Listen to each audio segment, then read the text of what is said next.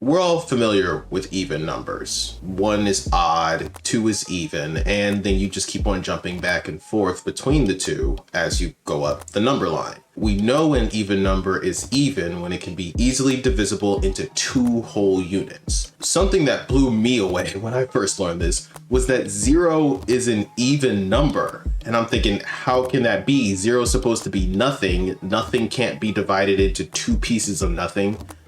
How is it even? And the African Abacus does a great job of breaking it down and exactly why 0 is an even number, and it makes so much sense. So we're gonna hop over into the African Abacus 10 frame game. I have our Chrome board and cups set up here.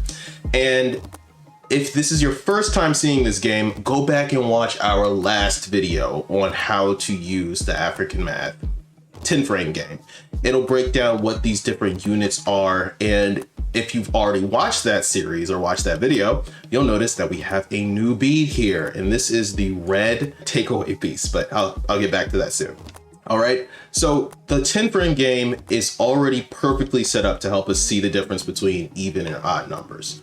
We're going to start over here to the right, and we can just place 1 bead into the play space, activating our value of 1. And then if we put 2, we can see that now we have 2 beads. But to help us understand and see the difference between even and odd numbers, we're going to put the second bead up here on top. So now we can see, oh, each of these groups, both sides of the abacus, have the same amount of units in it, so the value's even. If we count back up to 3 and see, oh, now we have 2 beads in the top row and 1 bead in the bottom row, that means our answer is odd. So keep on going. 4, even, 5, odd.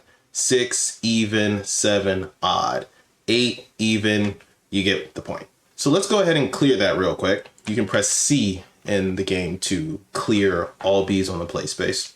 So that's how to count even and odd numbers, right? But to get to 0, we have to introduce a new piece, and this piece is the takeaway piece. The takeaway piece is represented by a red bead like this, and it has a value of -1. It is the inverse of the positive yellow unit. All right.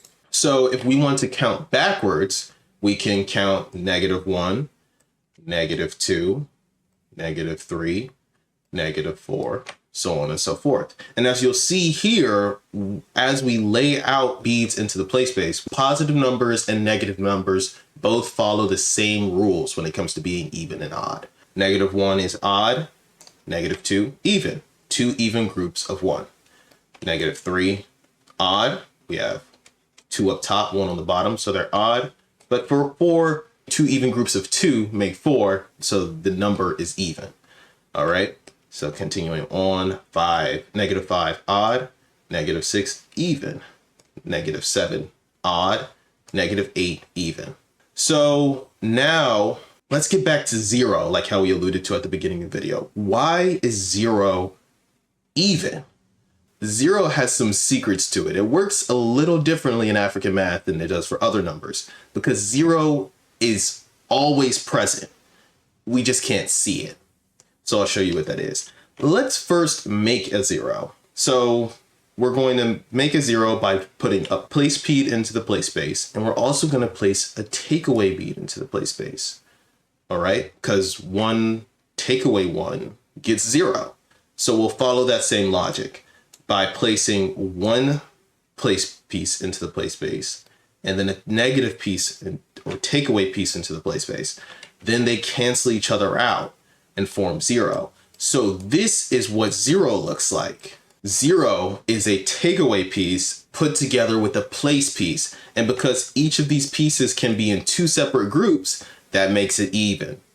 And that doesn't break the pattern whatsoever. So if we start counting from the -2 and we count up, then we can go -2 even, -1 odd. We'll add a place piece in here, 0 even, +1 odd. This blew me away the first time I saw it. We can even have several zeros exist in the play space at the same time.